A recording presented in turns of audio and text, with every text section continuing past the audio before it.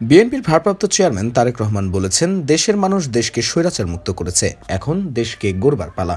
বৃহস্পতিবার লালমনিরহাটের আবুল কাশেম কলেজ মাঠে আয়োজিত শহীদ জিয়া স্মৃতি ফুটবল টুর্নামেন্টের চূড়ান্ত খেলায় প্রধান অতিথি হিসেবে ভার্চুয়ালি যুক্ত হয়ে এসব কথা বলেন তিনি।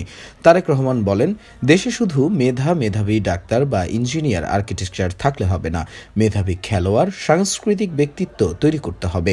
এজন্য তারা আগামীতে ক্ষমতায় গেলে খেলাধুলা ও সাংস্কৃতিক অঙ্গনে দক্ষ জনবল তৈরিতে কাজ করবে।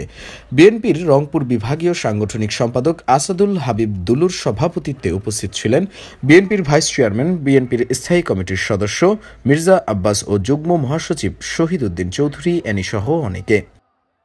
বিএনপির নেতাকর্মীরা যেরকম সকল বাধা বিপত্তিকে উপেক্ষা করে আন্দোলনকে এগিয়ে নিয়ে যাচ্ছিল, ঠিক একইভাবে এই স্মৃতি ফুটবল টুর্নামেন্টের আয়োজকবৃন্দ যারা, এটা যে প্রধান পৃষ্ঠপোষক আসাদুল হাবিব দুলু, তার নেতৃত্বে এই টুর্নামেন্টকেও সকল ভেদাভেদ ভুলে, সকল বাধা বিপত্তি, স্বৈরাচারের সকল বাধা বিপত্তিকে উপেক্ষা করেও এই টুর্নামেন্টকে চলমান রেখেছে। আমরা স্বৈরাচার মুক্ত করেছি দেশ, দেশের মানুষ স্বৈরাচারকে বিদায় করেছে এই দেশ থেকে। এখন সামনের দিনে হচ্ছে দেশ গড়ার পালা। দীপু নূর, বর্তমান টেলিভিশন নিউজ ডেস্ক।